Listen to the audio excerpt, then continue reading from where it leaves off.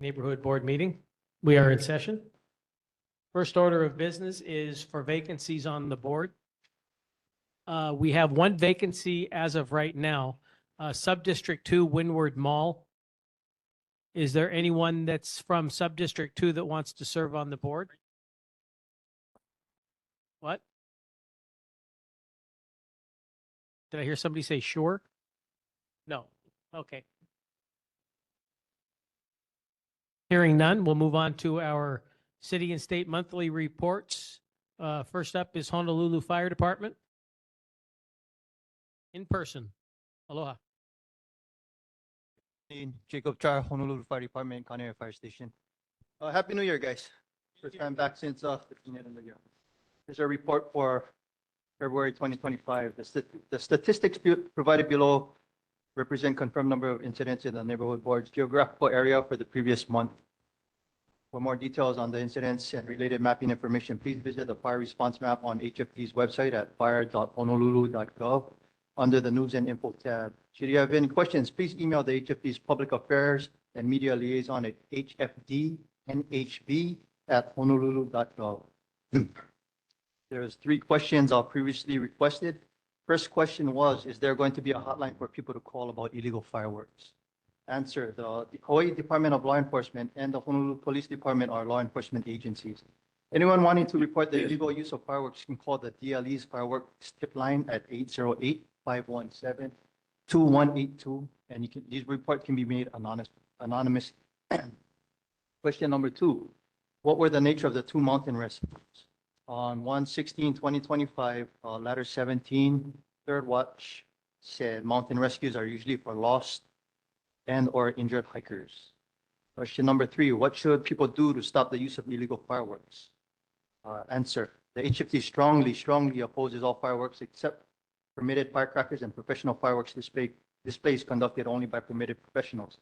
The HFD's Fire Chief Sheldon Howell recently said, our first responders have witnessed the tragic consequences of illegal fireworks use. To ensure public safety, we can no longer ignore or diminish the serious and deadly dangers associated with illegal fireworks. The HFD has long supported a total ban of aerial fireworks, which are already illegal in the state of Hawaii. However, consumers continue to purchase these illegal aerials and ignite them in several neighborhoods around Oahu without care or concern of the potential danger to themselves, their loved ones, or their neighbors. Only firecrackers purchased with a permit during designated times can lawfully be ignited in Honolulu County and only during certain holidays and or religious events. The HFD reminds the public that even firecrackers can be dangerous if handled improperly or carelessly. Statistics from HFD and the State Health Department have shown a significant decrease in all types of fire and medical injuries after a ban on consumer fireworks was implemented in 2010. Right, we have incident statistics for January 2025. Under the fire category, structure fires, we had 2, wildland and brush fires, we had 0. Nuisance fires, we had 3, and nuisance fires include rubbish fires outside of a structure or vehicle. Cooking fires, we had 0. Activated alarms with no fire, we had 9.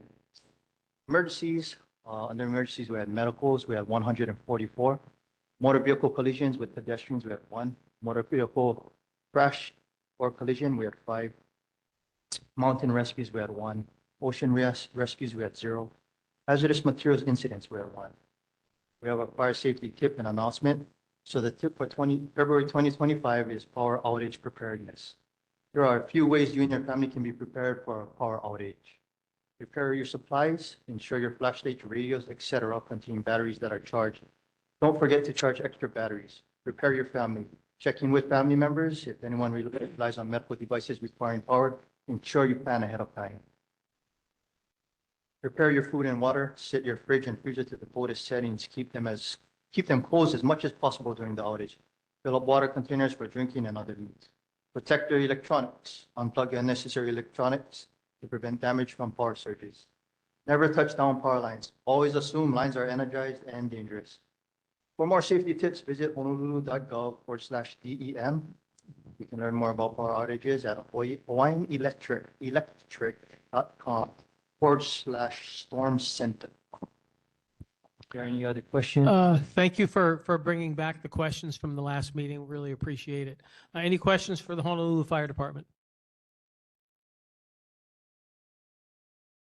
Mahalo. See you next month. Next is Honolulu Police Department. Good evening. I'm Officer Atkins with the District 4 Community Policing Team. We also have Night Watch Commander Lieutenant Drew Akagi online. The stats for January 2025 are there were 3 motor vehicle thefts versus 2 the previous month. There were 3 burglaries versus 3 the previous month. There were 12 thefts versus 19 the previous month. There were 3 UMVs or car break-ins versus 7 the previous month. There were 0 robberies in January versus 1 the previous month. And then I have H3 speeding stats as well for the past month.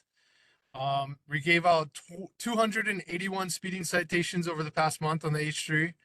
Almost half, 136 were for excessive speeding, which is over 81 miles per hour. That's all I have for the stats. I can take any questions or concerns. Thank you very much for the report.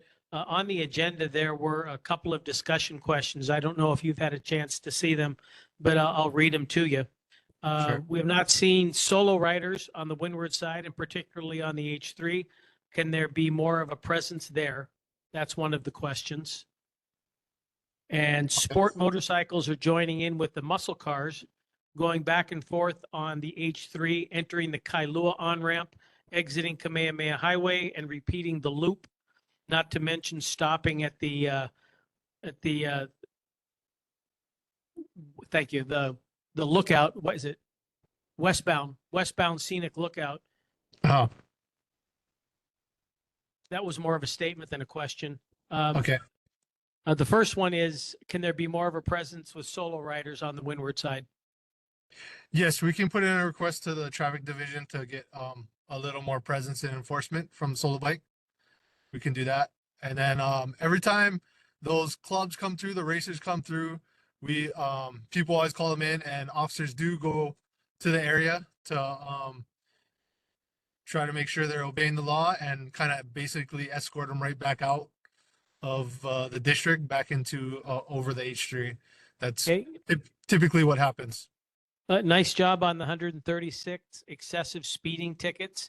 I still hear the sounds coming from the H3 and the racing, but not quite as much as it has been. I think if there's continued enforcement for a couple more months, that might really put the kibosh on that. So mahalo for that. Yeah. Any I think, questions for the Honolulu Police Department? Mr. Sakamoto? Yeah, thank you for the report. There was concern about the scenic lookout that there was a gate that needs to be closed. I hope it can be closed at night and open in the morning so there's no people doing illegally activities. But do you know when the next coffee with the cop will be for next month? we don't have anything scheduled yet, but we will post it to our website once we have something scheduled.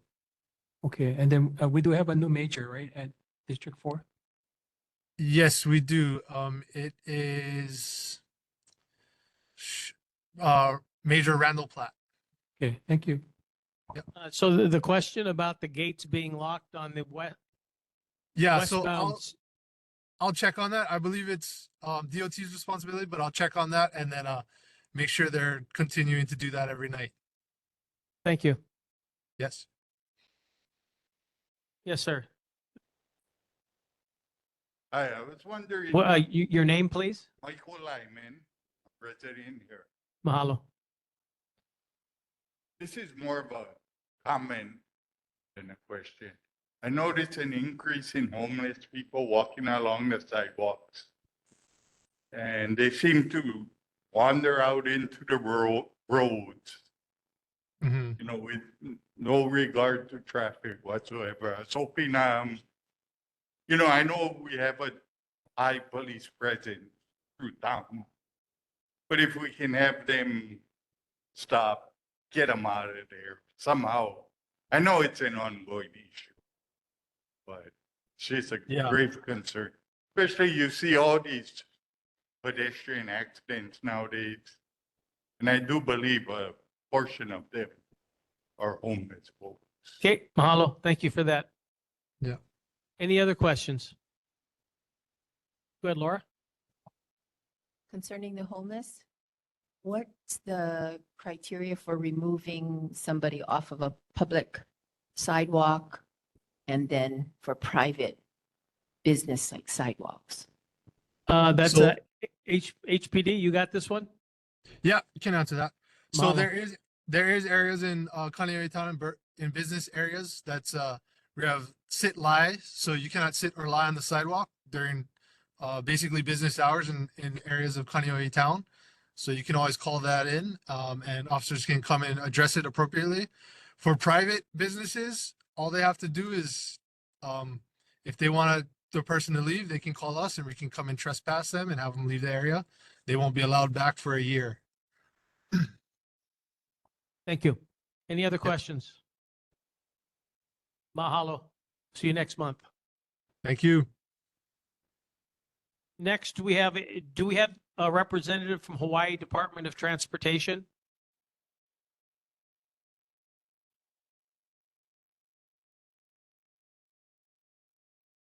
Okay, I'll make sure these agenda questions get to them and have them answered at the next meeting.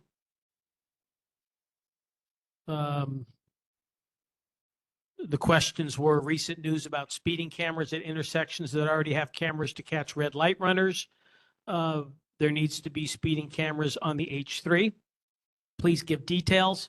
And westbound scenic turnout just outside of MCBH should be locked at night to prevent use as a gathering place for racing. So once again, that comment is now officially, formally on the agenda and in the minutes.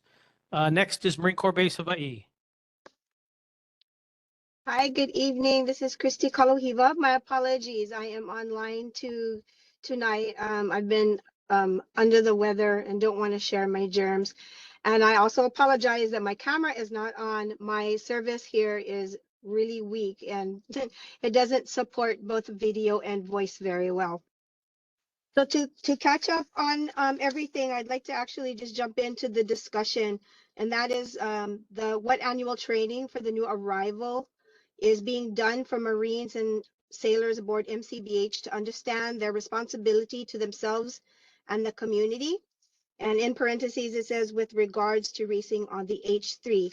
Every new employee, as well as Marine and sailor, they receive an onboarding, new arrivals, all day briefing. And in the full day, there is a portion that is specific to safety. And I know that there is addressed, obeying the laws and traffic, following traffic procedures.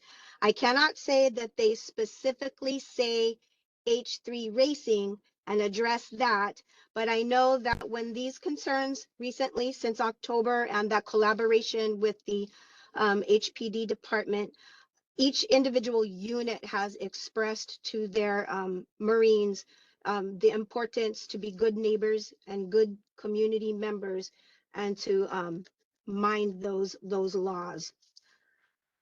Also, I wanted to just share with the increase of traffic in the air and the noise, we do have a unit that is in preparation for deployment. So for the next few weeks, we will have more increased noise traffic in the evening, but they will be gone and their deployment will be 6 to 9 months. So we should have a decrease soon. But they do need to train in those later evening hours for their air requirements. The airfield wanted to reassure me that they do get several requests for extended training in the evening, and they deny many of them. And the reason for that is they understand the concern of the community. And I'll be the very first one to call them and say, man, it was really noisy last night. What were you guys doing? On the other side of our community outreach this past weekend, we hosted the Makahiki. We had a larger turnout. More of our community members in other Native Hawaiian organizations have been participating. And we did 2 huaka'is or field trips. and we were able to take them to the top of Hawaii Loa up at KT Hill. And we had about 20 students under the age of 18 who had never been there before, and they were really amazed and in awe. And our second portion, we went up to Ulapa'u to the range, and their comments were amazed at how lush and beautiful and well maintained the range was, and was very surprised to learn and understand the type of training that went on, but were able to see how our environmental and our range management protects the environment and the endangered species in the area. And that's all I have. Questions for Marine Corps Base Hawaii?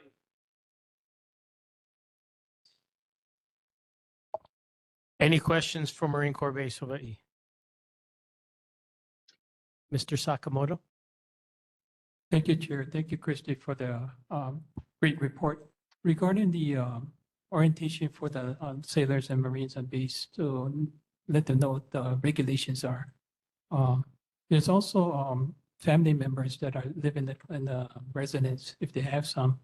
And do they get told what the regulations are so they don't violate speeding on the H3 or anything that's maybe illegal that they're doing?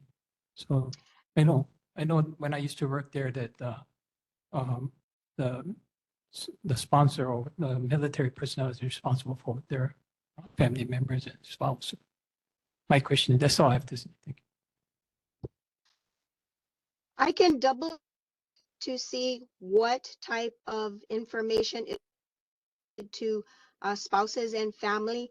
I remember being told that there is informational meetings. They're not as long in it, but I find out specifically what is communicated. There are meetings like that. They're just not mandatory. Thank you. All right. Thanks, Christy. Next You're we move, welcome. Thank you. next we move into board briefs and discussion. We have 3 briefs tonight. Looking forward to all 3 of them. The first up is Aloha Harvest, Lorcan. Hi, go ahead and grab a microphone and speak with authority.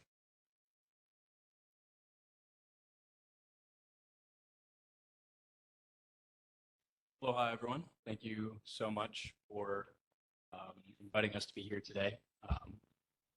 Myself and the rest of the students from WPI, a small college just outside of Boston, Massachusetts, are very grateful to be here. Tonight, we are here to represent Aloha Harvest, specifically their gleaning organization, Community Harvest Kaneohe, in their effort to help make the community more self-sufficient and sustainable, and to get food to those in need. So, starting off with the purpose of Kaneohe, or the purpose of Community Harvest Kaneohe, I will hand it over to Daniel for an introduction.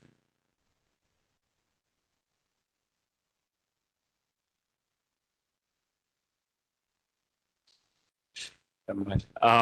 So sorry about that. So CSRS, Community Harvest as an organization is a gleaning program, which means that they take excess food from home gardens, as well as restaurants and community kitchens,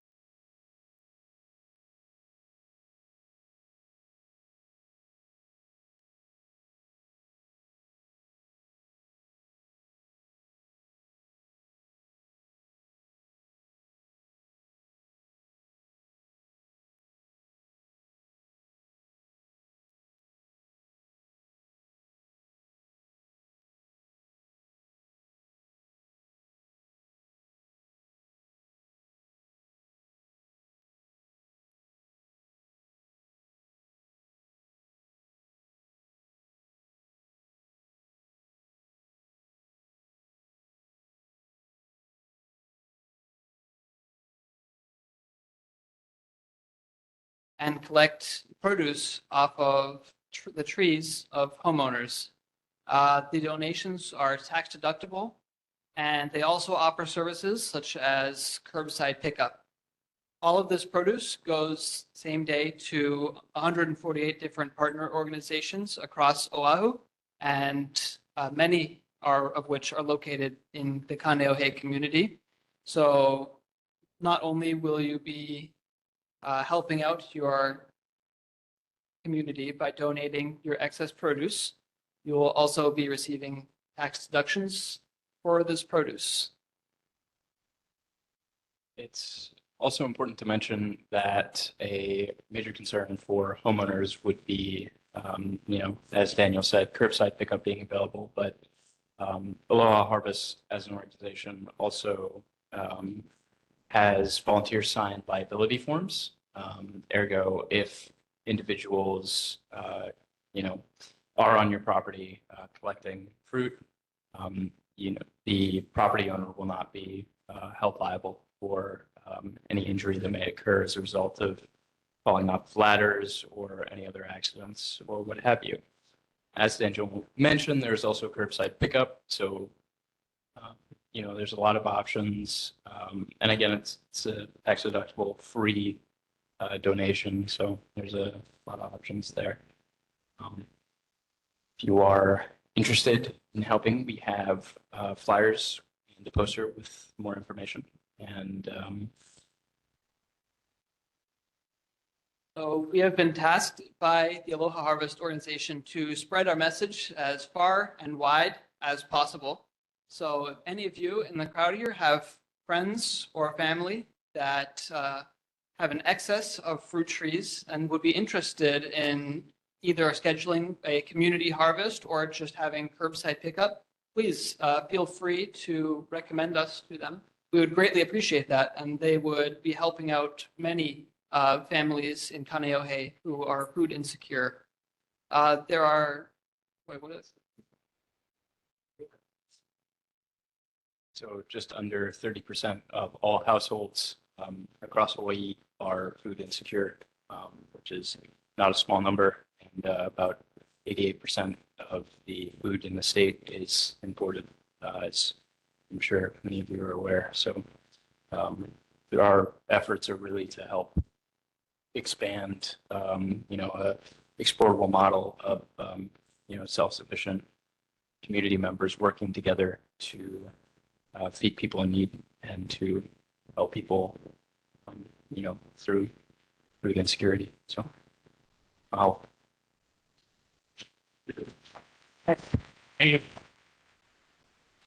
Thank you very much for your presentation. Board, do you have any questions?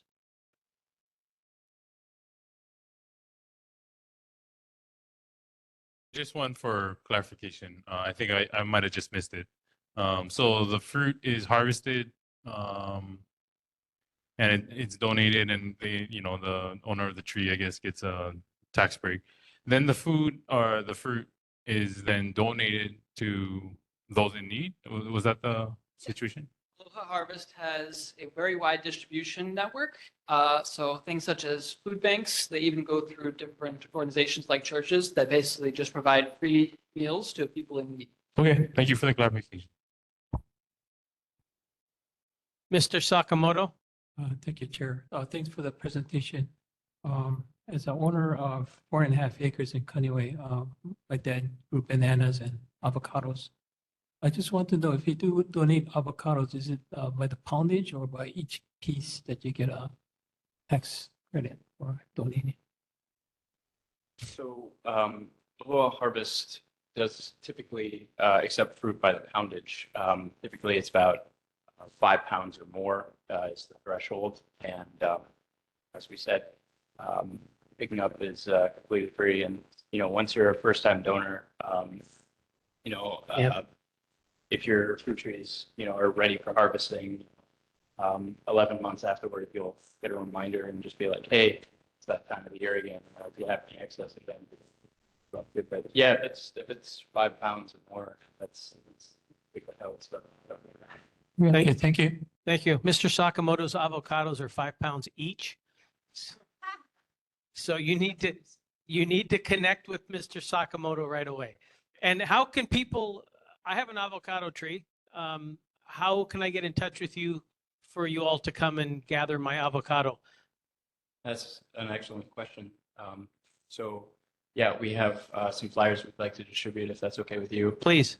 with QR codes that, you know, you can directly sign up for the Law Harvest and get in contact with the program manager as well as us directly. Awesome. Thank you. One more question. You're at a college in Boston. Yes. and- How are you here in Kaneohe?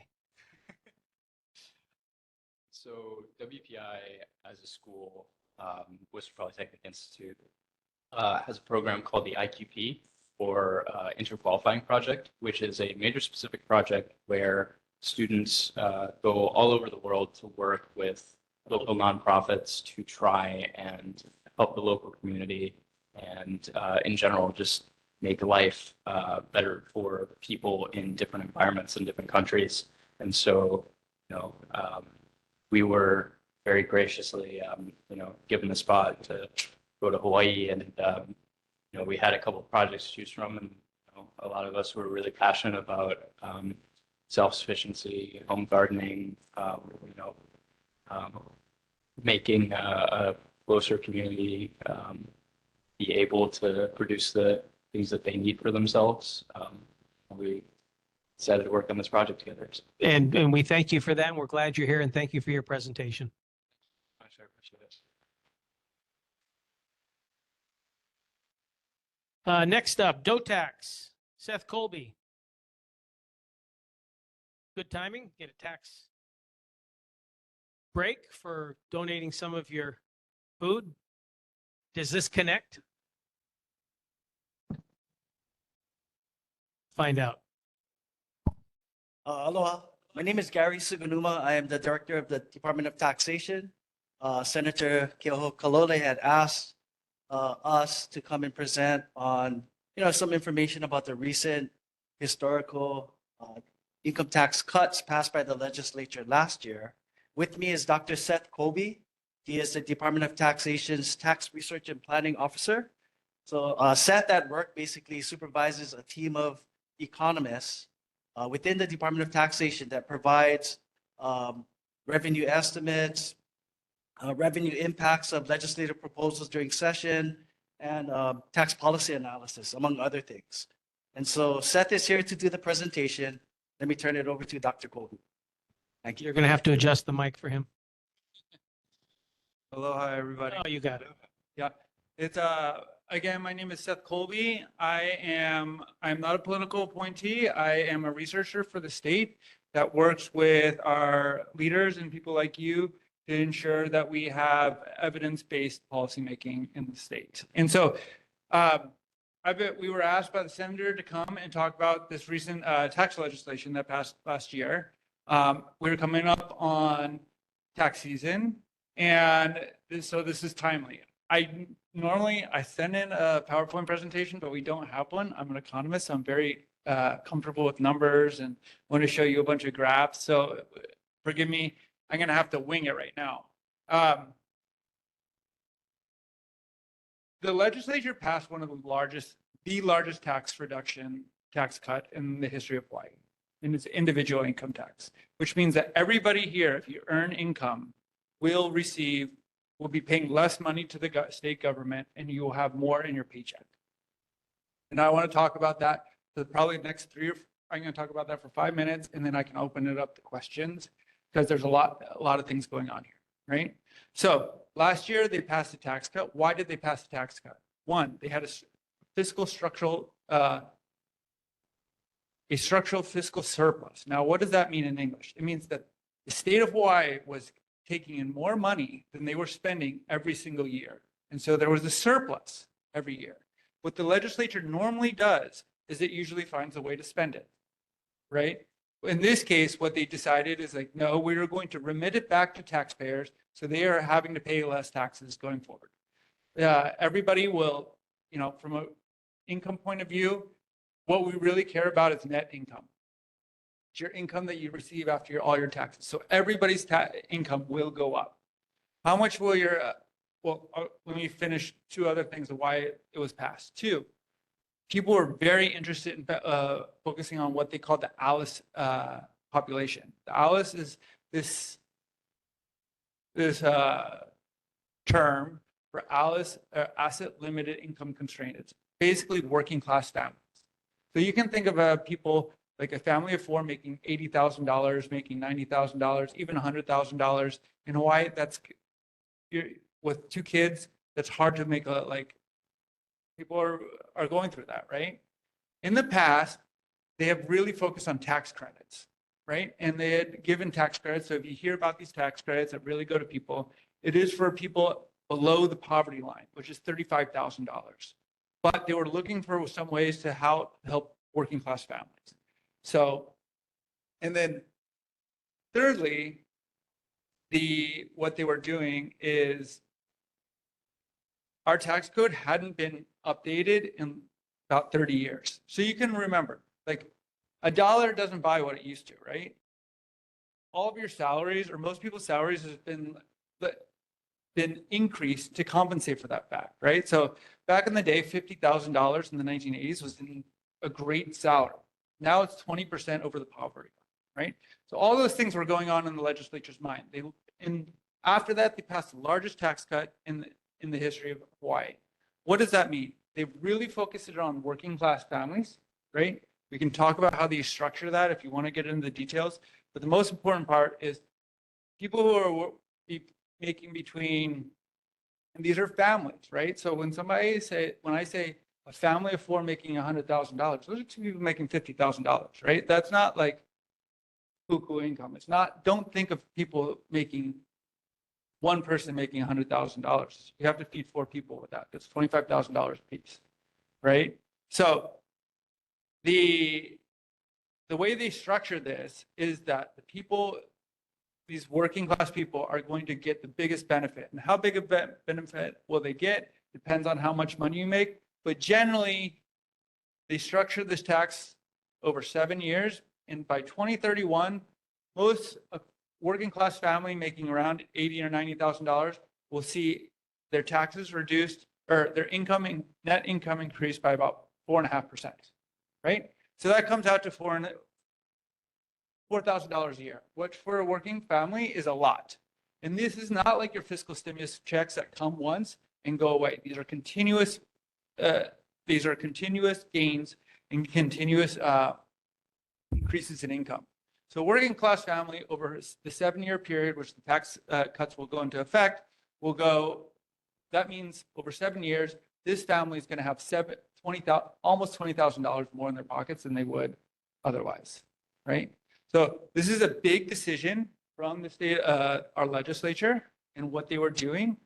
It was carefully crafted, so working class people benefited the most proportionately. Now, so if you guys have heard anything about this tax cut, there's often says, oh, no, this is only benefiting the rich. Well, when you're cutting taxes, one of the problems with our taxes is, it's not a problem, it's just a function of it, is super wealthy people, millionaires, pay more tax than people making $100,000, right? So in dollar terms, they may receive a larger tax cut, but as a percentage of your income, they receive much less, right? So they engineered it so people at the top of the income don't get very much of a relative increase in their income, but working class people do. And so that's what the legislature was very interested in structuring it, what we call a progressive tax cut, which means it focused mostly on working class people. They benefit much more, in relative speaking, than the longer term. What would this do? Previous to this, Hawaii was, working class families had the largest tax burden in the country because of our tax system. After that, we will have the fourth lowest, right? So this is really changing the calculus. Is really meant to lower the cost of living for a lot of people and help people mitigate this decision about, a lot of people feel like it's unduly too hard to stay here and they're making decisions to leave. This is meant to allow people to save, have a little bit more money, and lessen the urgency that felt need to say, oh, I have to get out of here. I know lots of tax statistics. I know a lot of things about this. It will also make hopefully it'll make our state a little bit more business friendly. So we had the most taxes on on businesses in the whole country. So we're lessening that. So we're not the number one. We're not going to be the lowest, right? But we'll be in middle of the pack. If you guys have any questions, you let me know. This was a big decision by the legislature. It's over time, this is about $6.1 billion in money that the state would have spent themselves giving back to the taxpayer.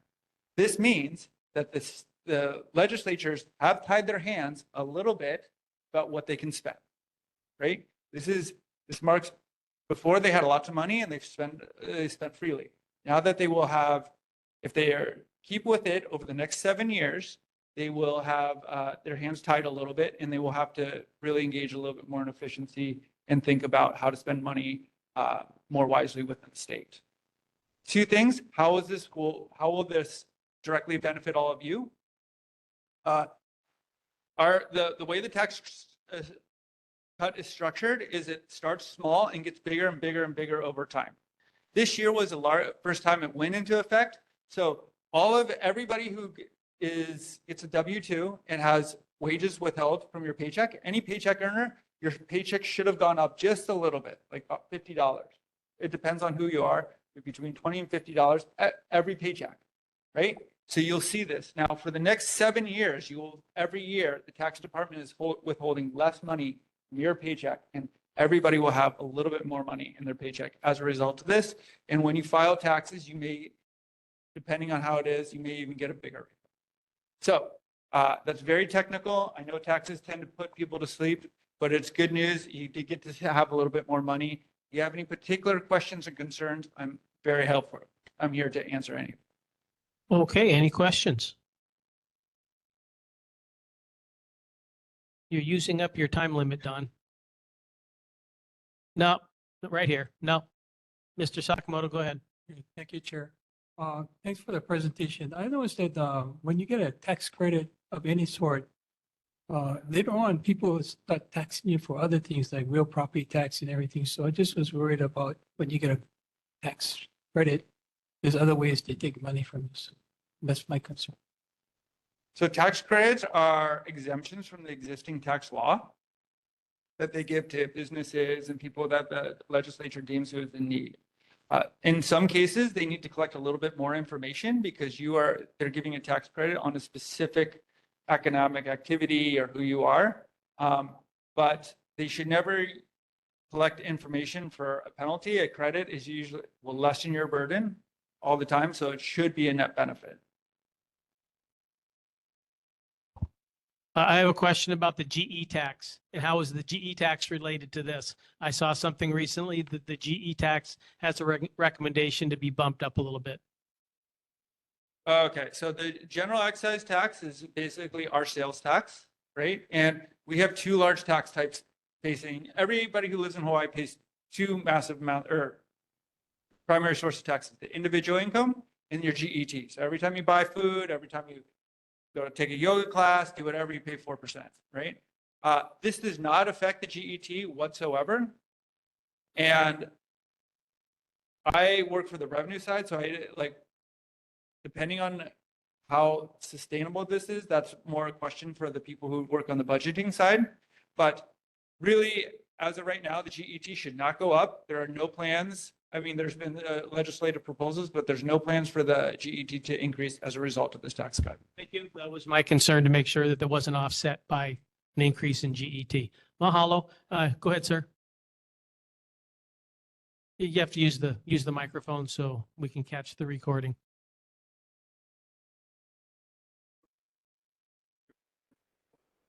Legislature turned around and said, gee, we're out of money. What's to stop them from raising taxes? Or is this guaranteed? Okay, it's in the books. The legislature they could lower taxes, they can raise taxes at any time. That is the purview of the legislature. It will have to go through the legislative process. So if people feel strongly that taxes should not go up, then people are invited, can engage in the democratic process and let your legislature know that That is not what you want. But again, legislatures can basically do whatever they want every year with taxes. Chair. Chair. Thank you. Thank you Chair, very point- much. Chair, point of order. Do you know who that person was? They state his name. Yeah, what was his name? Mike Lyman. Okay, thank you for the. Mahalo. Thank you very much. Good presentation. Appreciate it. It's in the books. It's in the books, everyone. Okay, next presentation. Microgrid presentation. I think Kurt's going to be introduced by Mr. Flytel. Neil, you want to come up and make an introduction? Neil is our Emergency Preparedness Committee Chair and is working to get us all squared away with what we should be doing in Kaneohe. So, Off you go. If as far as emergency preparedness goes, if we as a community could ever get together and with the county and whoever else and decide where the appropriate places to evacuate might be, given a major disaster, okay, couple, three, whatever we can muster, given the logistics and the population, the notion of microgrids is really, really important, because here's a way to provide power to a very small or a smaller location. So if we could put the evacuation locations together with HECO, it sounds like a good idea. So I asked him to come and speak to us.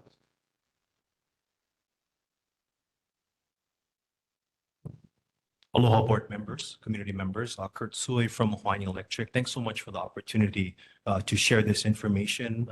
Had the pleasure of attending a recent Ko'olau Resilience Hub Forum with board member Flytel, where we're talking about the concept of emergency planning and preparedness. And so this is in relation to the emerging threats of climate change, where we're seeing changes in weather patterns, more frequency in hurricane storms, wildfires, all of those various challenges that we're planning for from a hazard and a disaster mitigation standpoint. And so just sharing tonight a concept that hopefully will dovetail with the community's planning efforts that board member Flytel mentioned. And I appreciate all of the work that the Kaneohe Community Emergency Response Teams and the Neighborhood Board has been doing. There's a really big emergency preparedness fair held every year at Windward Mall. And so that's all part of it. And so if you can advance to the next slide, please.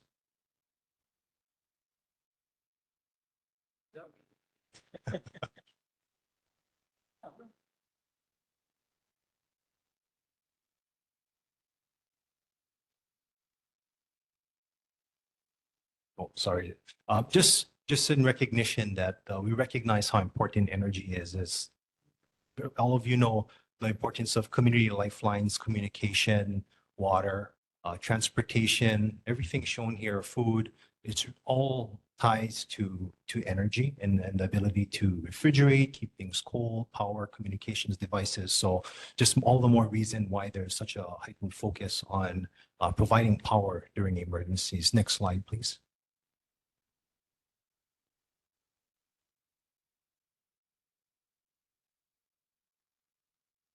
And this is just in terms of planning how we approach it from, we know that no one entity, as board member Flytel mentioned, can do it alone. There's a critical role the community plays in emergency planning and preparedness. And that's where the community emergency response teams, planning, coming together, taking care of one another and our neighbors really comes into play. There is a role for the government in terms of connecting disaster response first responder agencies. And then on the utility side, we fall under the critical risk reduction area. And this involves things like hardening our facilities and doing things like the removal of hazard trees, making our infrastructure more resilient. And that's what this proposal of critical customer hubs is about. We started back in 2019 with some of the members of the current board and some new members that have come on board. We've been planning for various types of emergencies, but really the urgency for Ho'olapoko, which includes Kaneohe, Kailua, Kahalu, Waimanalo, is that there is no power generation in this moku. And so for that reason, we started looking at alternatives. Are there options to provide energy source here? Right now, the bulk of power is served by 3 transmission lines over the Ko'olaus. And so that's where the vulnerability lies. We've been replacing the wooden poles with steel poles, more resilient power lines, removing invasive albizia trees, but that's still not enough for a severe hurricane or storm that may come in. Next slide, please. Just how important it is to involve the community in our planning. You know, that just because something works technically doesn't mean it's the best solution for the community. So as we move forward, you know, talking through these options, the planning of locations for gathering places, as Board Member Flytel mentioned, will be a critical part of having a coordinated response plan. Next slide, please. This is no need to pay attention too much to the text here, but this is just to show where all the generation is located on Oahu. These include wind farms, solar farms, generating stations, power plants. As you can see, the bulk of those generation sites are Central Oahu, West Oahu, and North Shore. And so the east side is really left vulnerable in terms of emergency with respect to energy. So those 3 transmission lines I mentioned across the Ko'olaus, they provide power to the Ko'olau substation, which many of you are familiar with, and that distributes power to the rest of the energy system on this side of the island. Next slide, please. Just really quick to help explain what microgrids are that Board Member Flytel mentioned. So it's just respect to the various components of the energy system. We have a transmission system, sub-transmission, and distribution. Think of the transmission system like our freeways. So these are high-speed bulk movement of power. So this is like severe, really high voltage, 138 kilovolts. And so that moves power over the Ko'olaus to a substation. And that's the Ko'olau substation, down to the sub-transmission level. Think of that like our state highways, so like Kamehameha Highway, Kahikili. So lower speeds, lower voltages, and they get stepped down even further. Think of those kind of almost as off-ramps, these substations. And the distribution network is at the neighborhood level. So this is where we all live residentially on our streets, where our schools are. And that's going to be the focus of what we're sharing here is really at that level. If you can advance, Brianna, to the next image. This is just to show that we've incorporated a lot of new technology, wind and solar, which wind and solar are only available at certain times of the day based on weather. And the batteries can take that excess energy and store them and then power that to the substations at the different levels we mentioned. One more advance, please, Brianna.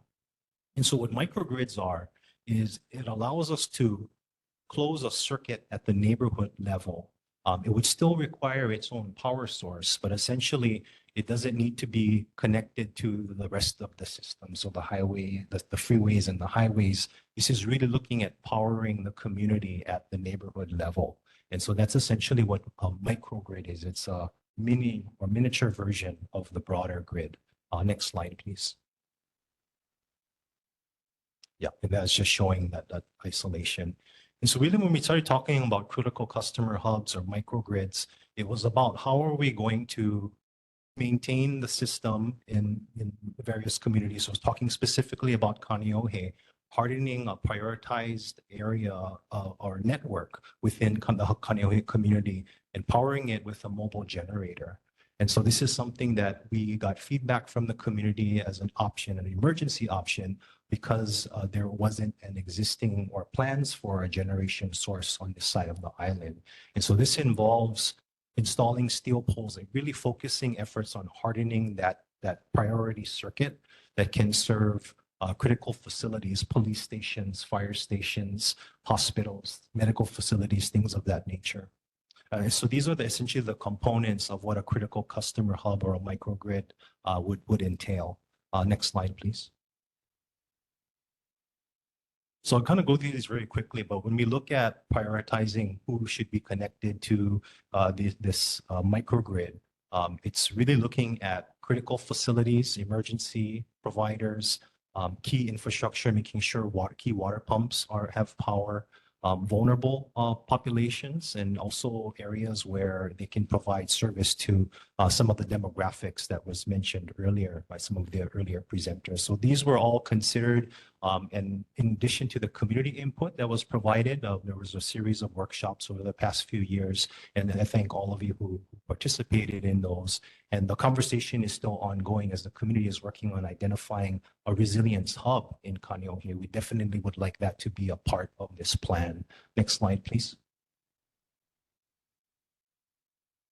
Yeah, so really these are essentially the types of facilities that we've pre-identified and included in this plan. I'm going to show you that in just a bit. But we're really looking for that convergence of criticality, vulnerability, and social impact. Next slide, please.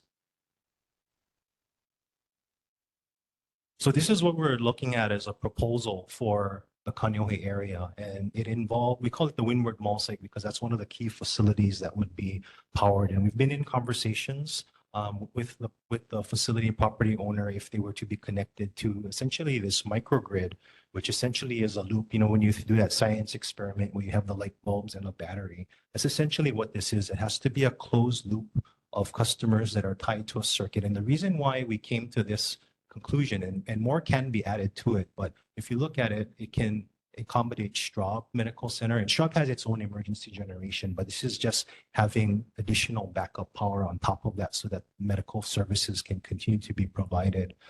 Windward Urgent Care is on this circuit. King Intermediate School is a potential gathering place, as well as Heia Elementary School.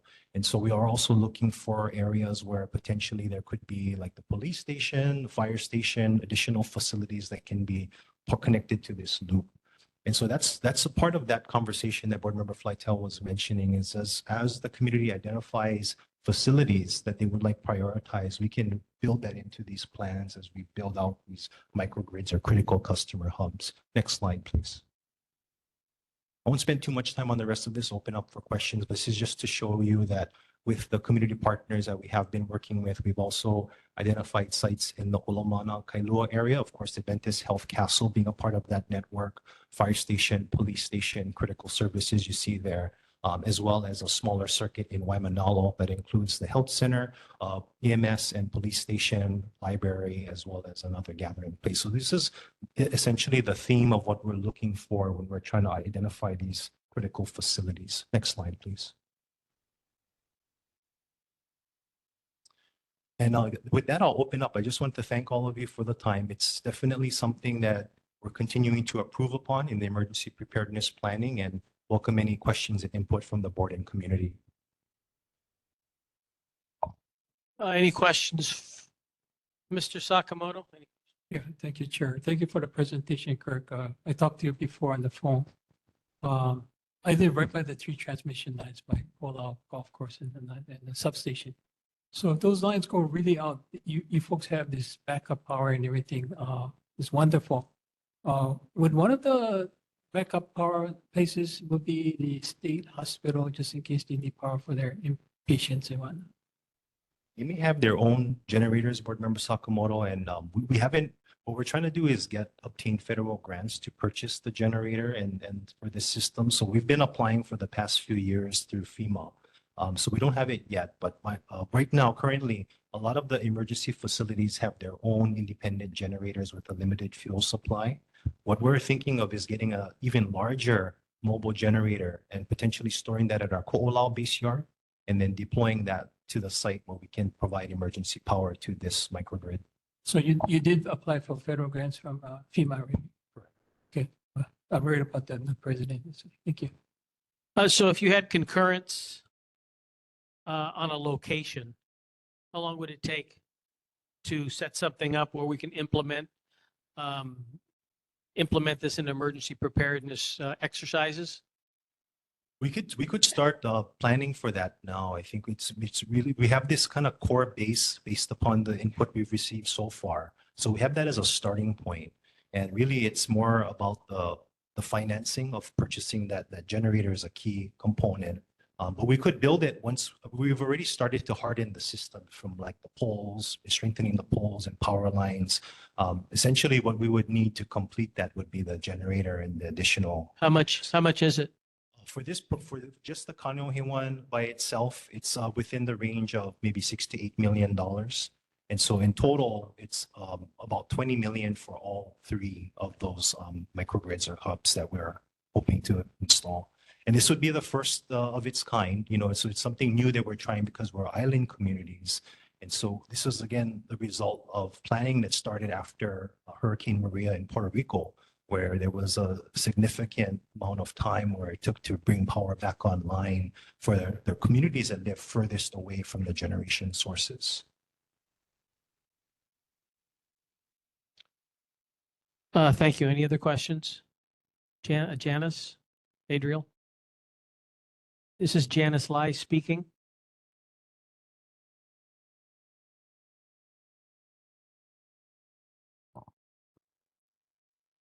They can be, Janice. Can you repeat the question? Because she didn't go to the microphone. Janice had asked if we're including dialysis centers and other medical facilities as part of it, and the answer is we can. A lot of them might not be on our radar, so that's the kinds of input that the community can help us be aware of. And my understanding in working with the dialysis centers is they all have very good backup plans as well. They have backup generation and ways to provide service, but I don't know exactly how long that would last. So that would be the part where if we can connect them to this system, they would allow them to provide service for an extended duration. Mahalo. One more question? Yeah, Vice just Chair? related to backup generators. I know you mentioned a lot of facilities might have limited use of their backup generators. Are there incentives or other commercial business or even residentials to have their own generator? Because I'm thinking there's a lot of residents have their own generators too, and as well as solar panels, but is there ways to incentivize that for emergency purposes to integrate into the grid? Yeah, good question. We do have an incentive program for batteries right now. It's called the Bring Your Own Device program, where people can add a battery and get compensated for that. We don't have any programs for fuel generators, but that's also, there's advantages and disadvantages to the various technologies, but that is definitely something we encourage to have plans if people can accommodate them. Thank you very much. You want to close it up? Thanks. I think it's a matter of scale, Adriel. Yeah, I have batteries, I have generator at my house. However, we're talking about scale. If a large disaster affects our side of the island, we're probably not going to be going to dialysis centers. People will be going to evacuation places, and the dialysis centers will be coming to the people because there won't be power. I mean, we'll be ripped up pretty bad. So the notion would be these larger microgrids with some sort of transfer switch to get off the regular power to get onto these giant generators to perform what we need during the emergency. So most of us, or some of us, would not be at our homes. Anybody low to the ground, low to the water isn't going to be sitting there in a hurricane. They're going to have to go to high ground. So the notion would be to have these microgrids like, District Park, high ground, AEL Elementary School, high ground. So the Windward Mall, if the roof could take it. But that's the idea. It's a matter of scale. Anyway, just an idea. And if anyone has any input that they want to, and the dialysis center is a good idea. Talk to me, I know how to get in touch with them. No worries. And I think it's a thing we need to really consider. And I thank you very much for your time coming out here tonight. Thank you. Brother.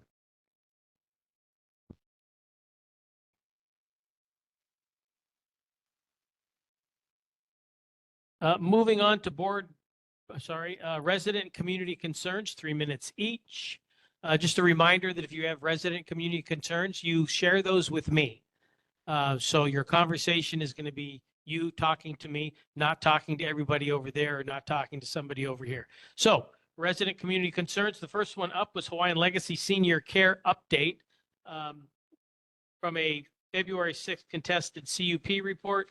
I've come to find out that, hi, you going to talk about that? Okay, come speak. Do it. Thank you. Appreciate being able to come to this venue and share about our neighborhood.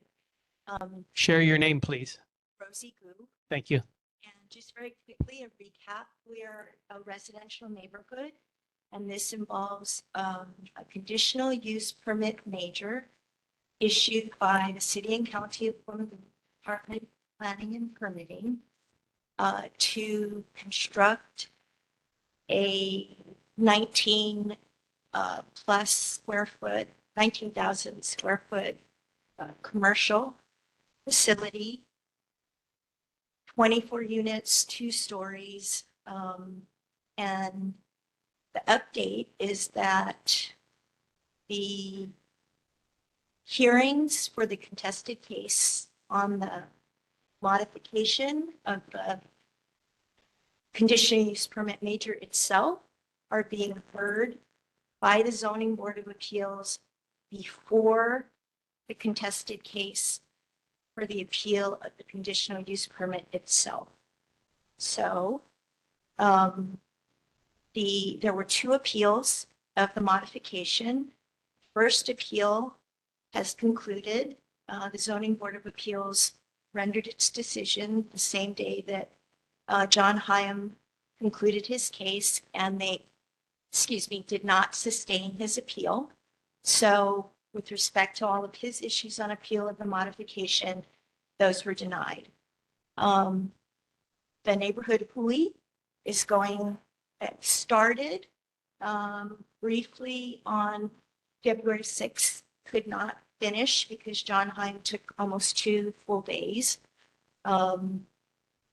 So now there is a 3rd day, March 6th is when the neighborhood is supposed to put on and conclude its case for the modification.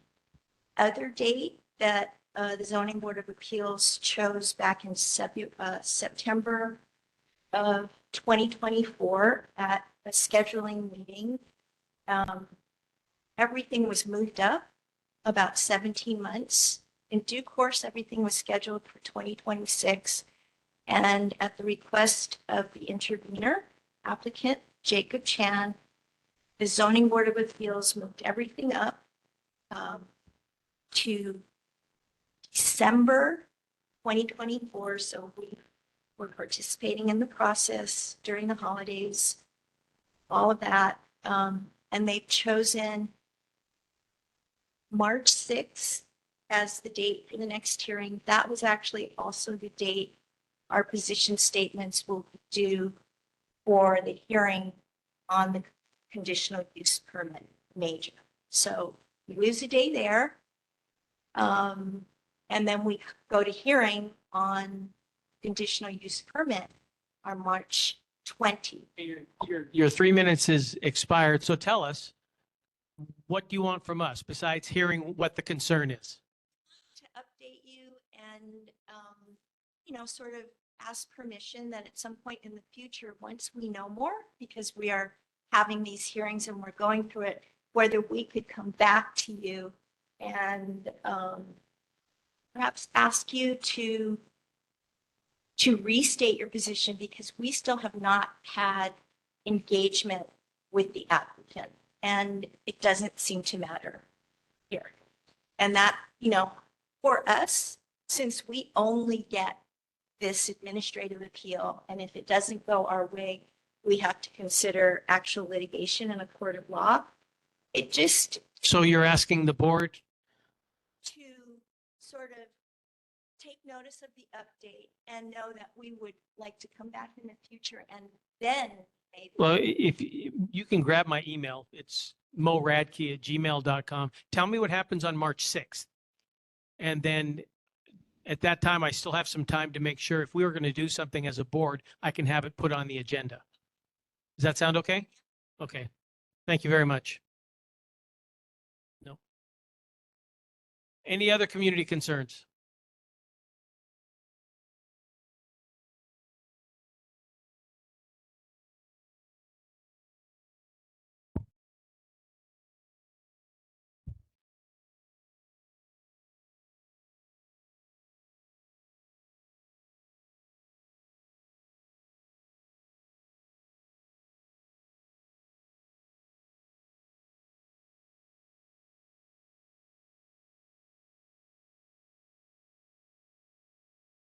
Sherry?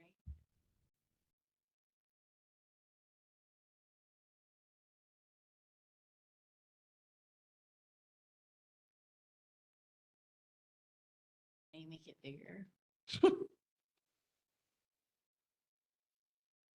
Okay, I couldn't get internet in here to be able to use my computer. Okay, well, the board members, I printed the deck for you, so you can look at that. Does anybody from the community want this? Yeah, come on up and grab this. Okay, yeah, the board members can share.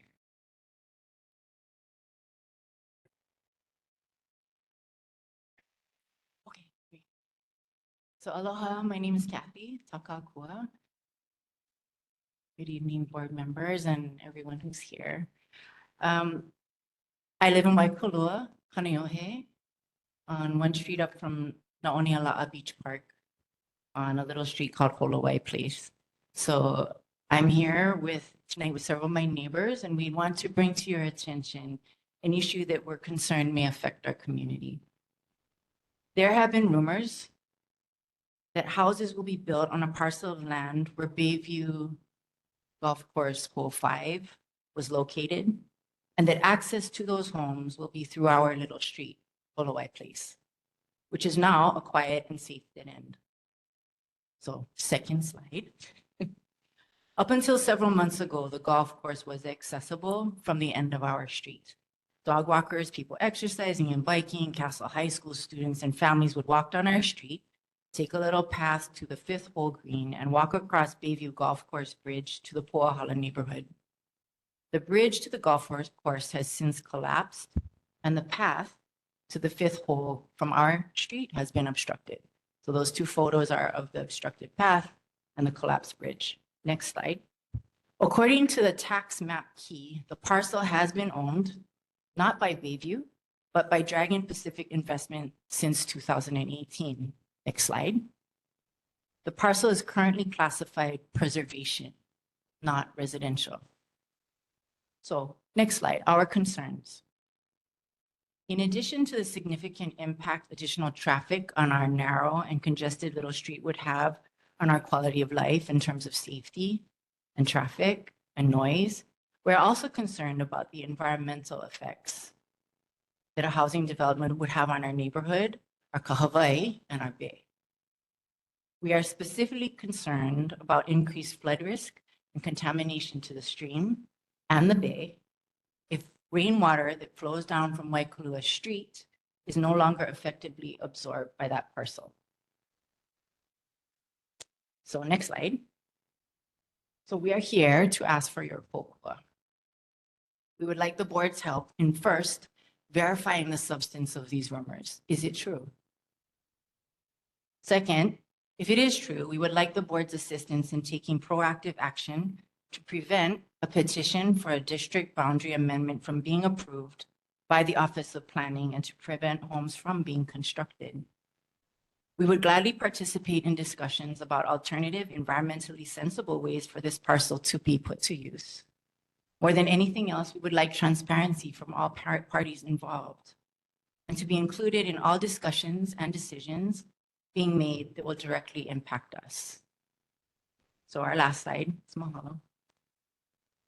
This is our neighborhood, our Kaneohe, our Aina, and we appreciate any help that you could give us in keeping it this neighborhood that we love.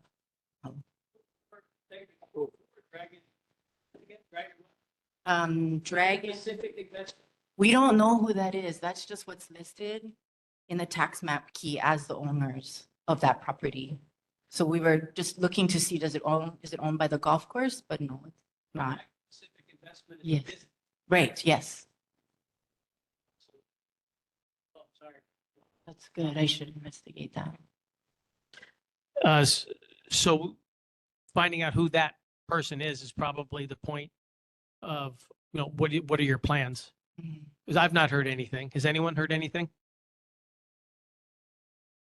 Anybody on the board? Okay, we can try and do some research too. And I'd like to be, is your contact information here? It's not, but I emailed you, and so I can follow that up and send you my email again. Question. Oh, thank you for letting us know about this. My question is, have you contact any other government agencies like the city council, Esther Cayenne, or anybody? We have not. You are our first, Yeah, the she's first listening. persons who we are Yeah. coming to for help. Yes. Here's this.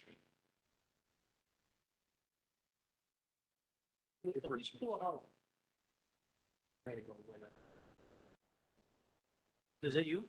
Okay. I'm talking. Would you mind telling me, hey, Neil? Microphone, please. And can you tell me what your email was that you sent this? Yes, it's kkakakua@gmail. I was just asking if there was anything at DPP or was there, had there been any research done downtown? Same thing, you know, there's no, we don't know, right?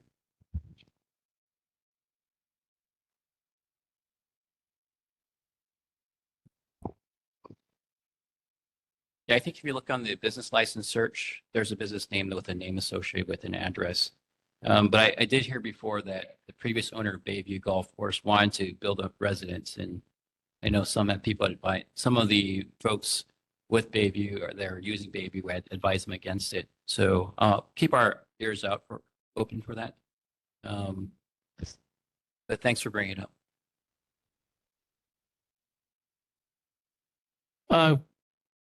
Okay, I think I've got it. I was forwarded this information from Elena Bryant, board member, so I do not have your email. I just have this, this PDF. So could you come on over and let me capture that?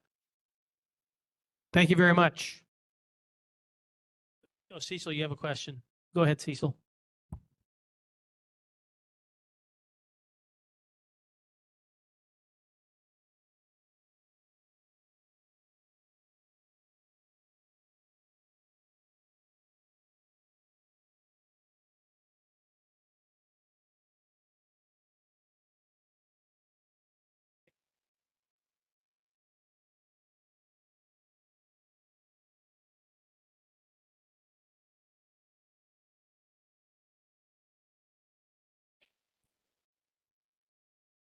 Anyway, on the brochure here, you have a picture of the obstructed path to the fifth hole and the collapsed Bayview Golf Course Bridge.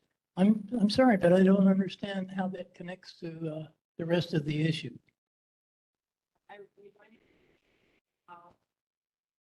We wanted to show how the property we're talking about is connected to our street. So there used to be a direct path from that property to our street. And then from that property over to the Bayview Golf Course, there was a bridge. So the Bayview Golf Course used to use that property as their fifth hole. Yeah. So what we wanted to bring to light is that we are directly connected to that property. Like that's at the dead end of our street. And that if something were to be developed there, we would be directly impacted by it. Does Bayview Golf Course have a dog in the fight or no? No, not any longer. They apparently they don't own that property any longer. I said, okay. Yes. All right, thank you. Yes. Sorry? Maka, go ahead. Oh, I'm sorry. Can we get Kathy's email address again? It didn't come out that clear on the WebEx. Yeah, I'm gonna email it to you, to the board members. I'm not gonna announce it out loud here. Okay, thank you. You're welcome. Well, hello, everyone. Next, any other community concerns? Yes, ma'am, please. State your name and tell us what your thing is. John Ray Christian. I live in Kaneohe. I was a former state investigator and administrative law judge before I retired. I have a question, and I've been trying to get my legislators' office to help me with this, and they're either too busy or their staff don't know anything about it. And so I'm here because the governor's office is following up on it, and they haven't called me back yet. One is, why are they raising it to 10 cents, these bottles and plastic containers, when if there is, Hawaii is not on the label, on the bottle, you don't get back your 5 cents, you don't get back your 10 cents. So the governor's office is following that if there's any office that's going to help us get that money back because you will be charged that tax. It's just that you have to go after the store to get them to pay you back. I haven't been able to get Jarrett's office to respond to me at all. And Matayoshi's office is trying to do something, but they're a little confused on this one. The second one is when I was the chief of prepaid healthcare, Medicare and HMSA and Kaiser would always give their patients statements of the services rendered, the doctor's name, and how much the insurance companies would pay and how much the patient was due to pay. I find out not too long ago that the vision plans and the dental plans do not give statements. The insurance company says it's up to the doctor to give the patient a statement. The doctors say there's no law that says they have to give a statement.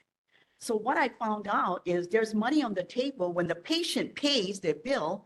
The doctor doesn't tell them there's a credit because the insurance carrier paid out the whole thing, 100%. And they hang on to the money, and you're lucky if they tell you, oh, you have credit, so you don't have to pay this time. I found that with my obstetrician. I found that with my optometrist. Now I just found that with my dentist. When I complained to the insurers, they said there's no contract. They don't have to give a statement, unlike HMSA and Medicare. I did Medicare fraud when I retired, and I did it for Department of Health. Medicare states no doctor can require you to leave credit on the table. And if they do, please let Medicare know. They will investigate that doctor. So I was able to help some people get their money back because, you know, when you're elderly, you're 80, you're 85 years old, you don't know how to argue with the doctor and their staff that, you know, I paid $50 and I want it back.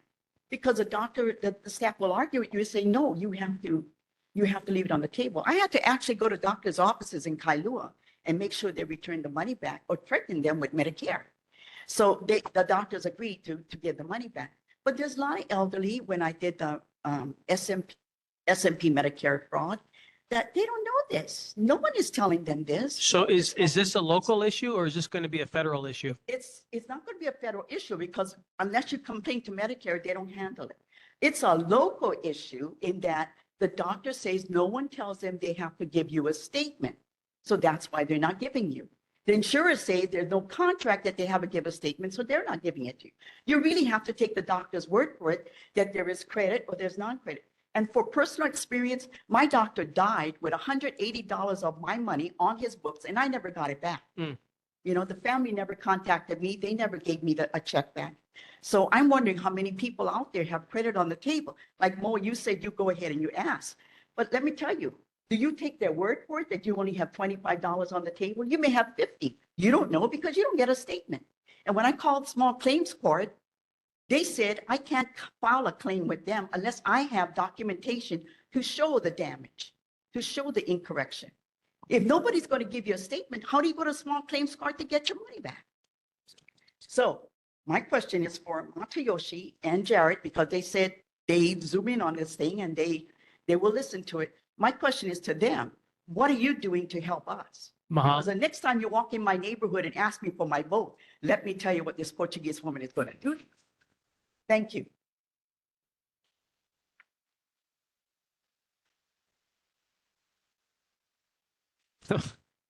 Thank you very much. Well said. Any other community concerns? Yes, please.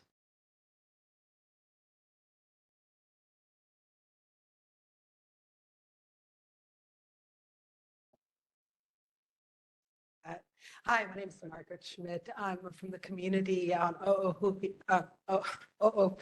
Place that backs up against Kaneohe Stream. And I'm just here for with a request for information. Last summer, some very noticeable construction activity and noise began on the other side of the Kaneohe Stream. And the community's been looking for any information online, on social media, to explain what's the plan, what's the vision, and really what's the scope of that project? What's the timeline, and what's the impact on the community and on the environment? So just looking for information. Can you tell us what the address is? Well, I'm on O'Opuwe Place, and it's the other side of the Kaneohe Stream, which is up against the back end of the Bayview Golf Course. near the dog park and of course, facilities near. Yeah, I'm sorry. Is I it believe across, it's, is it across from the school? um, it's, I'm sorry, it's the other side of the street. Anyone knows what that street's name is? Yeah, by the fish pond, the one that leads into the fish pond, but I don't know the name of the street. I'm sorry, it starts with a K. Yes. Yeah. I think we need to get a clear, if I can get your address again. Yeah. What is it? Margaret Schmidt, Yeah, your address. 45024 Puhue Place. So, I'm sorry, 45024. Puhue Place, OOPU. Are you? Are you not talking about the sewage distribution plant, are you? We don't know if it's related or not. It doesn't appear to be. But again, there's no information online and I'm sorry? that is the road. But the construction's been going on all summer. It stopped around Christmas time and it's just, we can't find anything online. Dale, what were you saying? I'm sorry, they've been moving containers there. I'm not aware of any construction. I take our dog for a walk there, so I'm not sure. Yeah. I think the, Good day, sir. Pui? Only? Pui? Place. Pui Place. HU. And it's not with the fish pond? Sir, we haven't been able to find any information online. We've gone and asked the neighbors, and the neighbors have tried to understand what's going on as well. If there's a plan, if there's something online, if we could see what type of studies have been done on community impact, on the environment, and just what's the scope.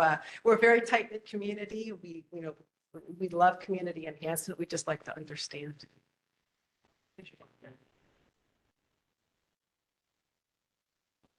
That's the fish pond. I go to the dog park. I didn't notice, is it on the way to the dog park? It's in front of the dog park near the stream. I got to pay better attention then. I'll find out. And Can you come over here and give me your contact information? I will, sir. Thank you. Thank you very much for the attention. Yeah.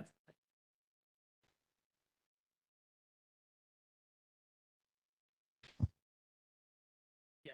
tell me the email is.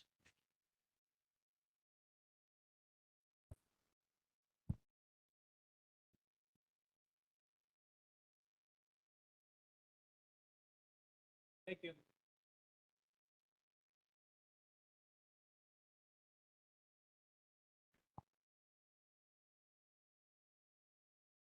Dot. Any other community concerns? Oh, you guys can't go until you pass out your stuff. Did you pass out everything? I didn't get anything. Oh, here it comes. Here. Thank you. Nice job. Hearing no other community concerns, let's move into the next section of the elected officials.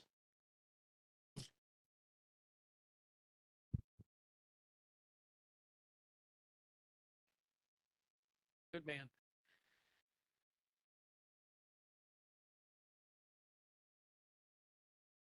First up is Representative Jill Takuda's not here to make a presentation. She emailed some notes I sent to the board. And Abe, this is the sort of thing I'd like to post on our blog. Okay. Governor Green's representative. Not here?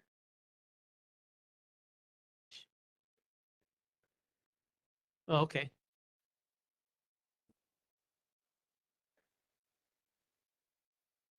All right. Well, are there any questions for the representative or for the governor?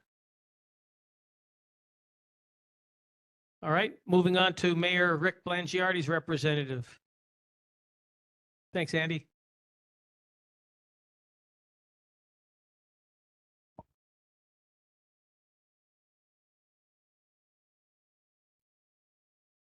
Mahalo, good evening, Mayor, Chair Radke. Andy Kawano, Director Designate Budget and Fiscal Services, City and County of Honolulu. So Mayor posted his newsletter again. I provided the email address last time. It's posted in the minutes.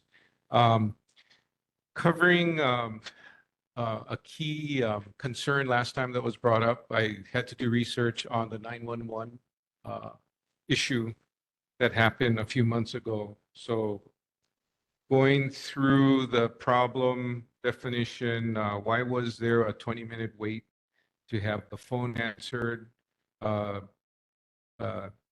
Sakamoto inquired about 911, wanted to know why he had to wait for 20 minutes in the month of December 2024. So we reached out to the Department of Information Technology and Emergency Management and found out that in December, there was a malfunction of the city's Hawaiian Telecom service. Hawaiian Telecom equipment caused or was unable to route cell phone calls to 911. Unfortunately, the failed equipment was both in the primary and backup lines that provide our service. In terms of Hawaiian Telecom processes the city is involved in, city requested a change in terms of when we are alerted to Hawaiian Tel system issues. There are two systems Hawaiian Tel has that two systems used by Hawaiian Tel to handle 911 calls, a primary and an alternate. The systems are intended to work seamlessly together so that if one fails, the other kicks in, and there should be no noticeable impact to 911 operations. Apparently, the alternate system had been down for some period of time and the city was not informed. The day there was an issue, the primary system failed as well, and that's why there was no service. So what we're going to do is work with backup procedures such that if the primary and alternate systems again experience issues at the same time, our backup or default procedures within the city can begin so we can provide backup service for 911 calls. So that's a complete recap of what happened with that. Questions? Thank you, Andy. Not yet. Go ahead and finish your report. Oh, okay. As far as budget and fiscal services are concerned, the main focus this month has been wrapping up the city's budget. So we're in the process of processing the mayor's executive operating budget and capital improvements budget this week. We're going to be proofing the reports and we'll be posting by Friday of next week the budget bills, related schedules, and the two large booklets for the operating budget and the CIP budget. So by nighttime on Friday the 28th, everything should be posted for public viewing at that time. I'll take questions after Councilmember Kiaina does her update.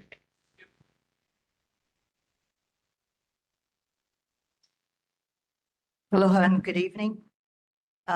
Just as a follow-up to last month's coordinated efforts regarding the potential landfill sites on the windward side, I'll be coordinating with the Director of Environmental Services, Dr. Babcock, a site visit this weekend with six community leaders from Waimanalo, Kailua, and Kaneohe. So I'm grateful that Laura will be coming with us.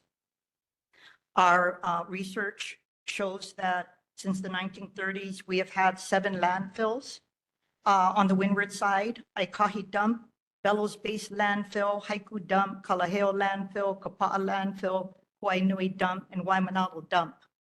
I will leave it to Representative Lee, who has been taking a leadership role relating to Act 73 to update you on what is going on there.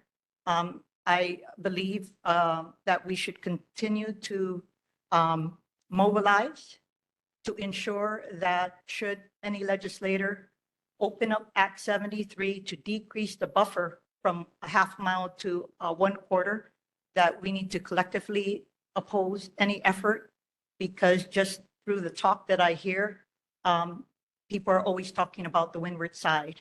What they don't understand is that historically, the windward side has already been used for landfill sites, and we just need to make that clear. A bill that I introduced recently, Bill 17, 2025, is a follow-up to my previous bill, which increased the home exemption for all homeowners and those 65 and older.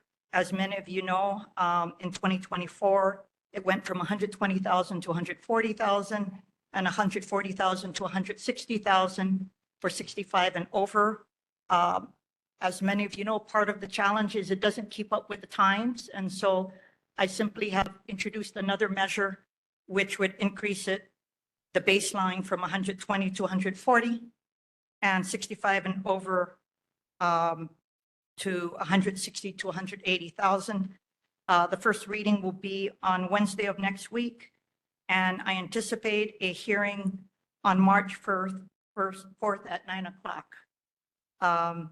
With regard to Bill 7, 2025, relating to fireworks, again, even if I've been told that the city is constrained by certain fines and penalties, I'm still moving forward to align city laws with state laws. And I'm hoping to have a hearing on that bill on March Thursday. So that would be the first week of March, and I'll let you guys know. And that's my report for this evening.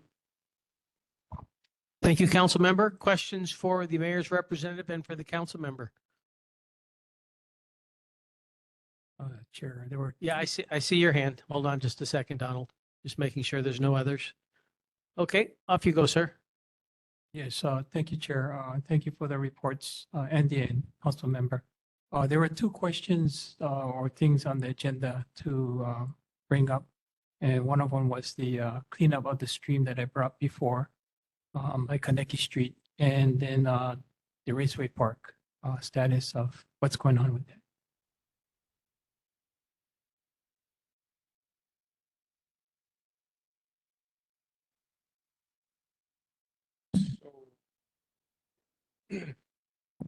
I don't have any specific notes on the Kaneki stream, but I know that the facilities maintenance stream clearing team, they have a number of stream clearing tasks to carry out, and they're continuing the process.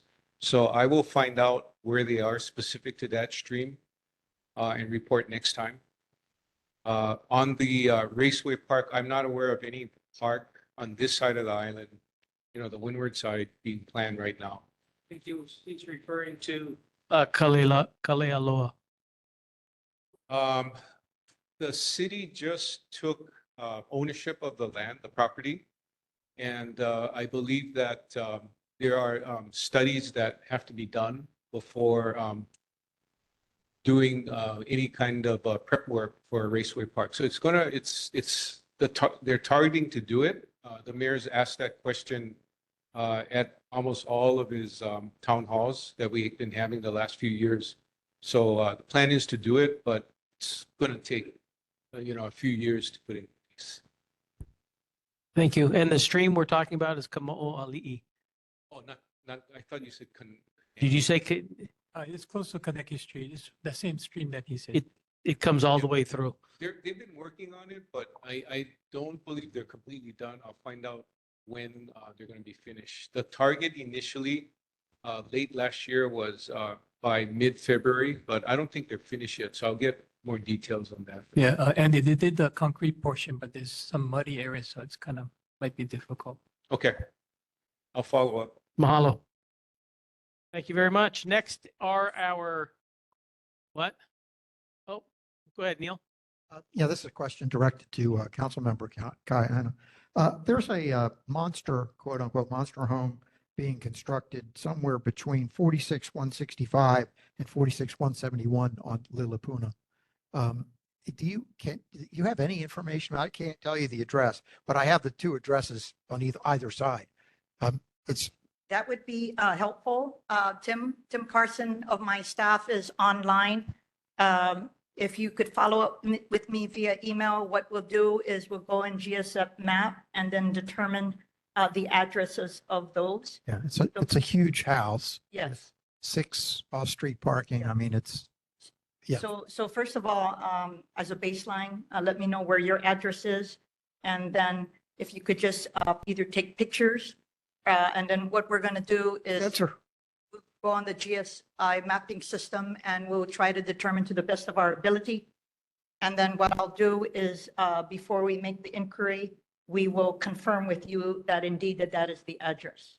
Okay. Is that okay with you? Yeah, I mean, that is a picture of that, that is. the house. Okay, okay. But it's between these two addresses. Yes, but So can you? I'll send it to you. Okay, thank you so much. And then, if you don't mind, Donald, because you raised the stream, I know you care about it. So the upper portion of the stream will commence following the completion of the lower portion, and that should be starting at the ending of February. So we'll update you on that. I'll work with Andy to just get you an update, but we don't have any further update on that. It is in the queue already. Okay? Let's say something. Esther, I think all of us here support the concept of not having another dump on our side of the island. But after looking at the map, there are so few places that can accept a dump. Are you able to? That's correct, but I just think that's a collective problem. For me, having the Board of Water Supply say that 77% of the entire island is off limits and 23% is in place, which includes our district, is unsatisfactory to me, because this is an issue for all of us to have a waste conversion technology. I think we're behind the 8 ball on that front, and we have a lot to learn from other jurisdictions and other countries with regard to that.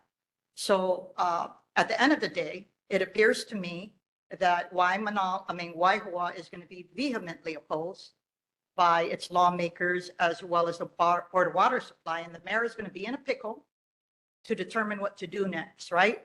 Will he continue to have it existing at Waimanalo Gulch, or during his tenure, will he be forced to choose another location? Everybody could do what they need to do with regard to their due diligence, but as a matter of equity, I feel that the windward side has given its fair share of landfills, and the mayor and other lawmakers should be looking at elsewhere to put a landfill. It's not right.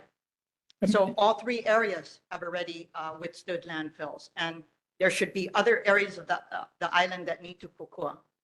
I agree with you 150%, but I was kind of hoping that you could point the finger at 1 or 2 other specific areas that you could. I can't do that. I can't do that. My job is to do my due diligence, and I do intend on putting a white paper together. I just need to get all of the history. My staff had put together the TMKs for all of the 5 sites, potential sites for the windward side. And we need to see, I like to see it physically, which I'm going to be doing this weekend. And I will make sure that the community is fully informed. Regardless of that, I think the action is at the state level, and we need to make sure that any effort to open up Act 73 to decrease the buffer from a half a mile to a quarter mile is adamantly opposed.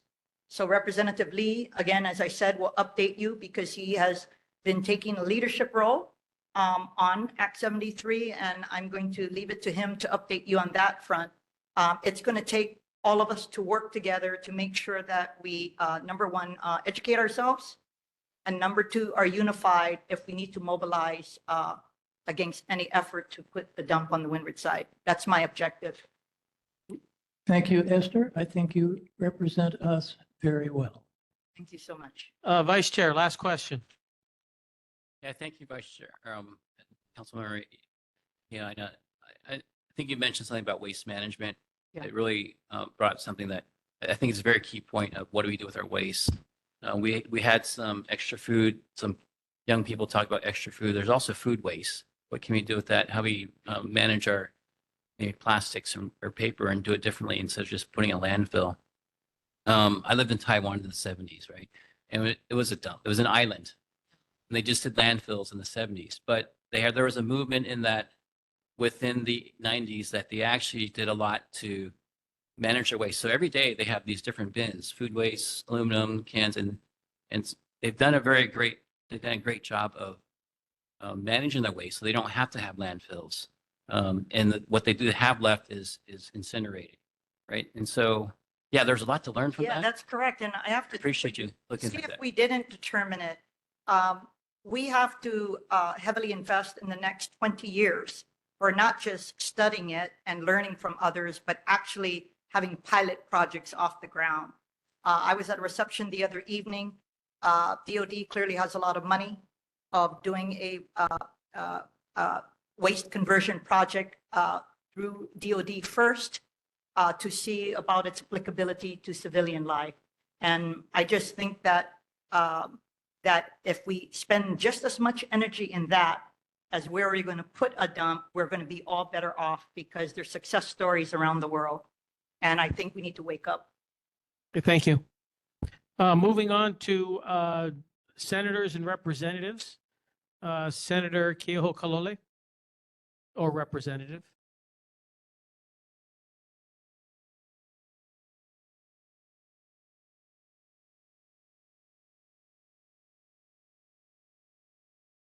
Senator Awa. Hello, Mike Ako, Makana Lewis, representing Senator Awa's office. Just a few updates for you folks. Senator Awa has been in the commission meeting to voice opposition opposed the state government bill that would see the governor's salary. Yeah, so Makana, you're breaking up a lot. Why don't you just shut your camera off and try one more time?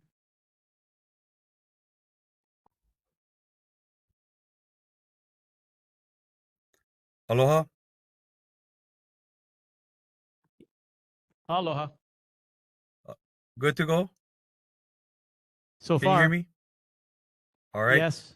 All right. Try again.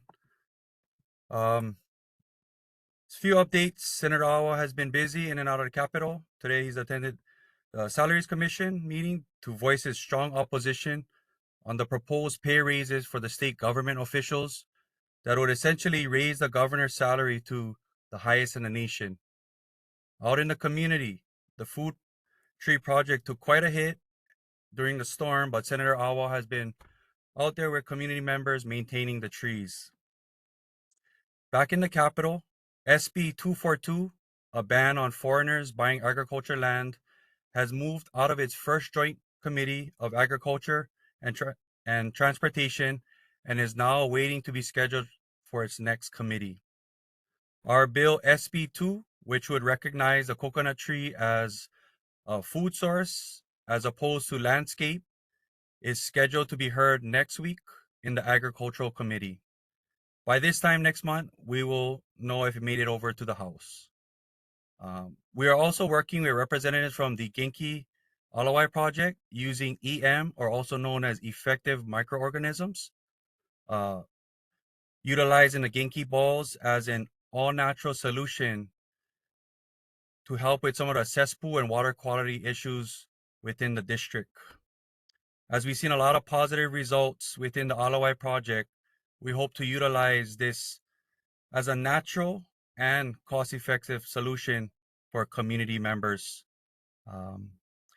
We can have them come and share at the neighborhood board if that's something that your folks would be interested in. And that's it for us. Open for any questions. Thank you. Stand by for questions. Next is Representative Kitagawa.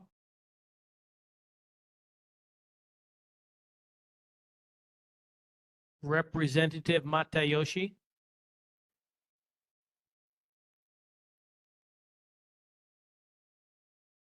Representative Mike Lee.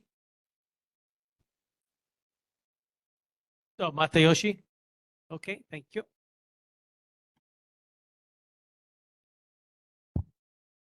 Aloha, my name is Shauna Kukila. I am the legislative researcher for Representative Matayoshi. And I grew up actually on this very road, so very nice to be home. Some community updates. This is a brief report from the representative.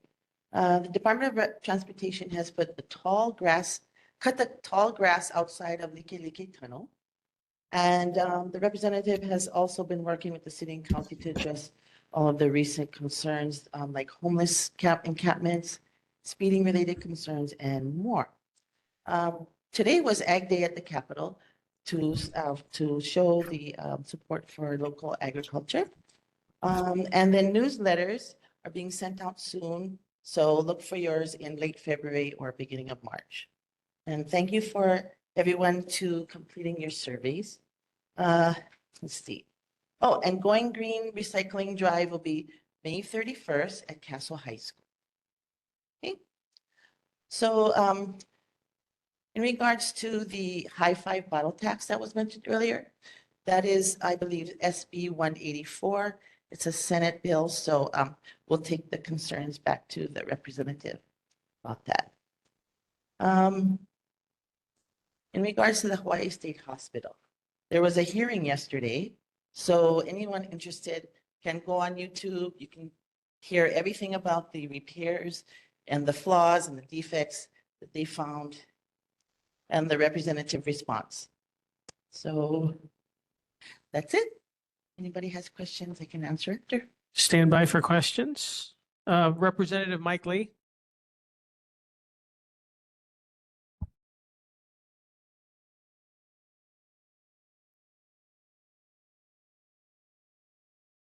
Good evening, Chair. Good evening, Board. Good residents of Kaneohe. I guess I'll kind of start where Councilmember Kāne left off, the landfill. So, of course, we know that while he was chosen among many sites, 7 of the sites were here on the windward side. As such, Waiwa made a lot of noise, as they should. And there are many bills that are out there this year trying to protect Waiwa. There is only one bill that will prevent another landfill coming to the windward side. It's one that we introduced. It's HB 878. I don't think it's going to make it through the entire House and Senate, but it was a gesture. I have talked to Mayor Blangiardi about it to let him know and to reiterate what Councilmember Kāne said. From Waimanalo to Kaneohe to Kailua, we should be vigilant. We should be ready to mobilize should Act 73 be opened up. It is, I think, from their perspective, one of the only options to identify another viable land site. But we have made it clear to City and County and the Mayor that Representative Matayoshi, Kitagawa, myself, and Martin of the Waimanalo, that we do stand united. And I really like what Councilmember Kāne said about equity. We do our part here, whether it's tourism at the beaches or Kaneohe Bay in the last 30 or 40 years, or rail that will never come to us. We do our part. But like Councilmember Kāne said, other districts do their part too. So it's not our job to point where someone else should put it, but it is their job it's the county's job to identify where that might be. But that's kind of where we are with Act 73. The bill we have actually extends it to a mile to make sure that a landfill will never come to the windward side again. Kind of going along with the theme of protecting the natural resources on the windward side. You might have read an article recently about the Mariano anemone that's taking over Kaneohe Bay. We just passed it through another committee. That's my bill at HB 1220. We're hoping it makes it through finance, appropriating $200,000 to try to take care of it and nip it in the butt really quickly. For the members who may not be familiar with it, it breaks very easily. Every piece that breaks can become more anemone. So it is a highly invasive anemone, and we're trying to make sure that it doesn't take over the bay, in our lifetime. I'm on the finance committee. We just passed more money for CRB specifically, appropriations for the coconut rhinoceros beetle. And one thing that I think is really important that just passed through finance today, we'll be going across over to the Senate, is HB 472, So the Department of Agriculture here is no longer the Department of Agriculture. It is now the Department of Agriculture and Biosecurity. And that's an incredibly important distinction because there is now a state department whose kuleana it is, make sure that invasive species and diseases are not spreading to our animals, to our flora and fauna, or to our residents. Just wanted, Representative Kitagawa couldn't make it. She wanted to send her apologies. She does want you to know she's working hard, and if there's any community concerns, to reach out to her. She's the CIP chair now. She's working really hard to get some money for Kaneohe. And I wanted to just let you know that a couple of big things that have been passing recently at the legislature, including Representative Matayoshi's bill, is HB 424, which is providing free school lunches to students who are in need. We passed it over to the Senate. We'll see how that goes. And then the other one that's pretty big that passed was HB 577, which is paid family leave. That's going to be a monumental task. It's going to take a long time, but we're hoping that the Senate will be able to work with us and create one of those opportunities for families. And we're available for questions. Thank you. Awesome. Thank you. Okay. Questions for our representatives. I'm going to do some gatekeeping. So I see Mr. Sakamoto. Don't start talking yet. Let me just see who else there is.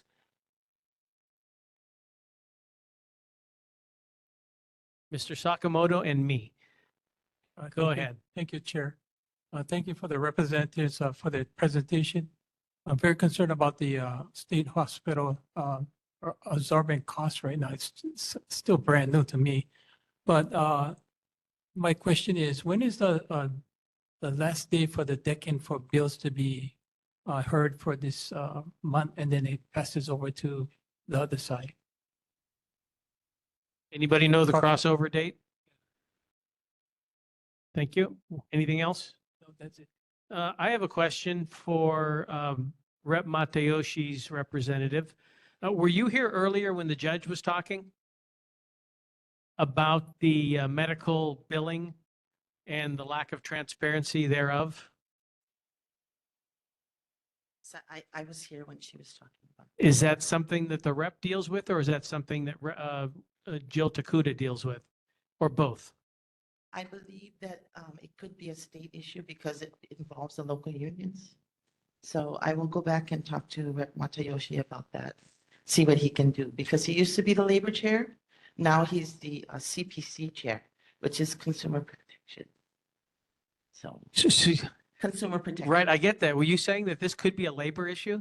Well, I'm just saying it's retirement benefits. EUTF is usually something that was collected. So Okay, I was talking about, employee unions. so the billing, a medical billing. So I go to see the doctor and I don't see what I was charged. I don't see what I was billed. I don't see what the insurance company paid, nor do I see if there's a credit on my account. I think that was the issue. And where is that transparency is what the question is. Did I summarize that correctly? Oh, I'm sorry. I thought she was asking about some kind of benefits that she had and she wanted that statement from that. Well, I think everybody who goes to see a doctor should get Oh, definitely. a statement of benefits and what was paid Yes. and what was not paid, or what there is a credit for. Yeah, and I'm not sure because, that's not my. Can you take that back? Yes, I will. And ask Rep. Matayoshi to Yeah, pass that on to Representative Takuda. Definitely will do. Thank you. And we also have more information about Haleho'ola at the Hawaii State Hospital, if anybody's interested. The YouTube channel with House of Representatives is a health committee informational briefing that Rep. Takayama had yesterday. So it would be very informative if you folks wanted to look that up. It was just yesterday. Yeah, I read the newspaper. Was the newspaper article representative of what was discussed in the meeting? Well, there's a lot more that you would, it's over an hour, so sure, there's a lot more that you Okay. want to be interested in. There was a slideshow.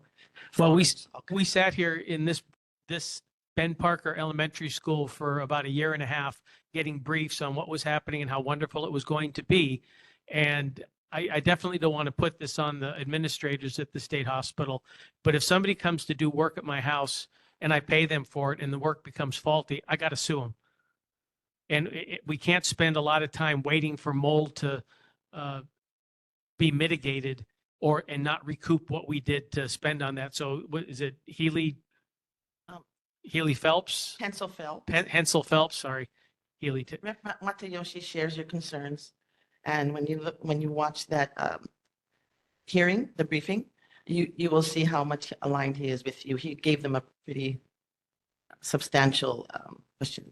Okay, well, I appreciate that, but the proof is going to be in what they Yeah, give so- back to us. We don't know what the next steps will be, so, but thank you very much for those questions, but I'll let him know that. Thank you. those are concerned. Mahalo. Thanks, everybody from the.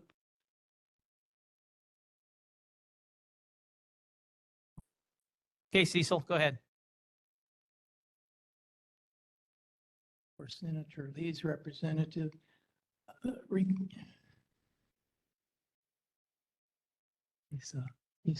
He's in. Rep Lee?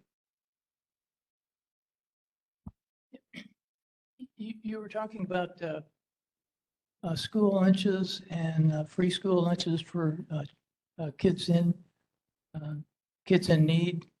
How are you going to differentiate between those in need and the rest of the kids? So that's actually Representative Matayoshi's bill, and I didn't mean to put you on the spot. He'd probably be the one to talk about it. But right now, this is, my understanding was it's people who have already, who already qualify for the reduced lunch based on their family's income. But I correct me if I'm wrong.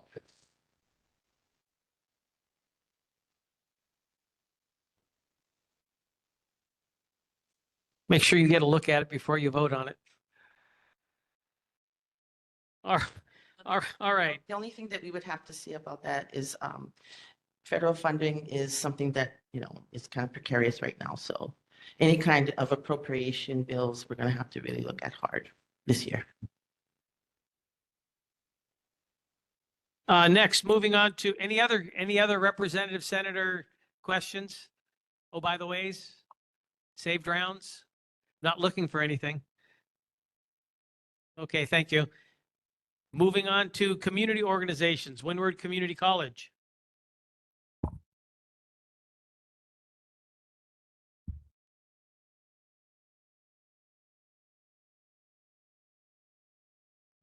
All right. Moving on to board business, we have the approval.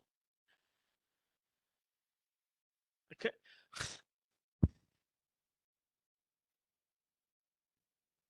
Is this an announcement?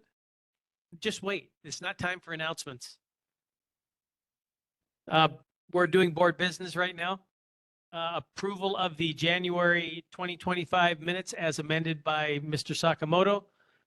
Everybody's had a chance to see those. Is there a motion to accept those minutes? Sakamoto motions to accept the minutes as is. Motion and second by Flytel. Any objections? Okay, those minutes are approved. We still have the issue of a meeting location. We don't have it yet. This is our last meeting at Ben Parker Elementary School. We're hoping for another location, still working on that. So hopefully, by the time we put out our next agenda, we have a location. Somebody actually working on that or? Yes. No, we're just waiting for. You wait to be recognized next time. Do we have any board committee reports? Laura, go first. And then Mr. Sakamoto after that. As far as the location is concerned, Spencer, can you help us with that? He's working on it. You're working on it. Okay. You said somebody is. I didn't know who the somebody was. Thanks. Mr. Sakamoto? Yeah, I don't know if Vice Chair was going to say anything, but I do attend the Oahu Metropolitan Planning Organization Citizen Advisory Committee with Vice Chair. He's the Vice Chair of the committee. Our next meeting will be in March 5th at 2:30. So, but I appreciate Vice Chair for being the Vice Chair of that committee too, because he does a lot over there. Thank you. Thank you. Any other reports? Since Janice, you're right over on top of the microphone, why don't you go ahead? Thank you. My name is Janice Lai. I'm with the Ko'olapoko Emergency Preparedness and Response. And what I'd like to announce is that on Saturday, May 3rd, we're having our next Windward Coast Emergency Preparedness Fair. You'll have a lot of organizations there like FEMA, HIEMA, city and counties, DEM, plus a lot of the folks that help in times of disasters. Something as simple as like Team Rubicon, where these are ex-military that now want to do something for their communities. And when they've had flooding up in Hauula, Haina, out in, also in the middle of, yeah, they go in and they help muck out the homes and so forth, because there's a lot of seniors living in some of these places, and it takes a lot. So a lot of organizations, including the Salvation Army. So again, May 3rd from 10 to 2 at Windward Mall. Thank you. Chair Radke, Yes. over here. I just wanted to put in a plug for the NCO elections. If you guys want to stay on this board, or if you guys want to join the board in July, deadline is tomorrow. And if it's contested, the voting will be in the spring in a couple months. Thank you. Appreciate the plug. You had an announcement. You stayed here the whole meeting. 2 hours.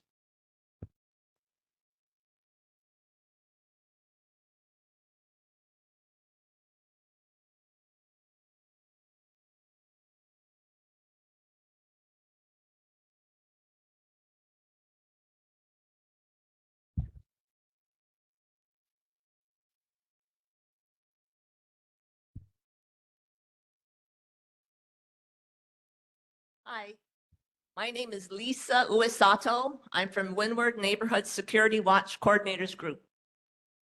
And I have two announcements.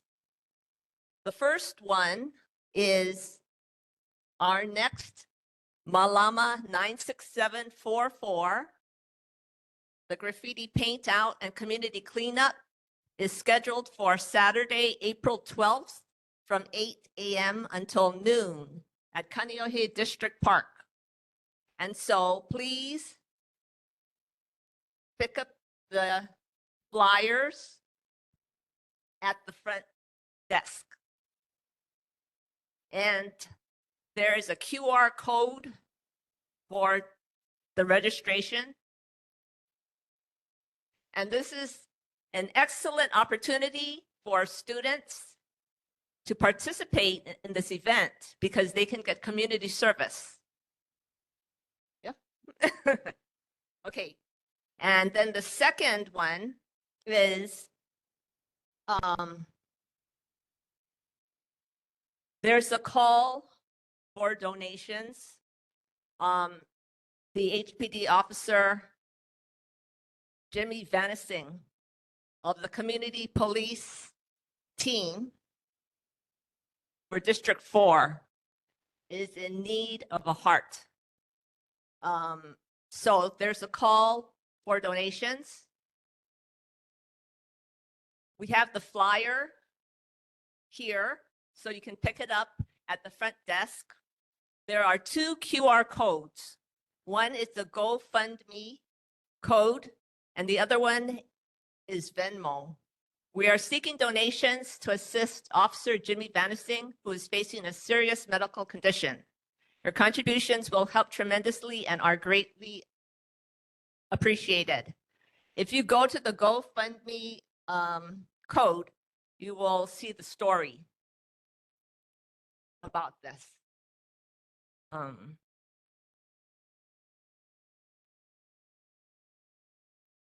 Yeah, thank you very much. Okay, thank you very much. That concludes our announcements. Our next regular board meeting is going to be Thursday, March 21st at a location to be determined. No, we're not.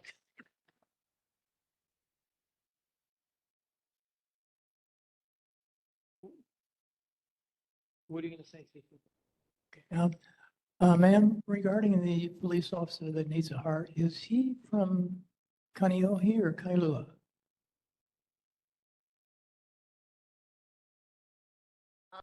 I mean, which department? The community policing team for District 4 is based out of the Kailua Police Station. And so that covers all of the windward side, all the way from Makapu Lighthouse, all the way up to Cavella Bay. And Officer Vanissing has dedicated his career to maintaining and increasing the neighborhood security watch for our district. Thank you. Yeah, thank you. And we are adjourned.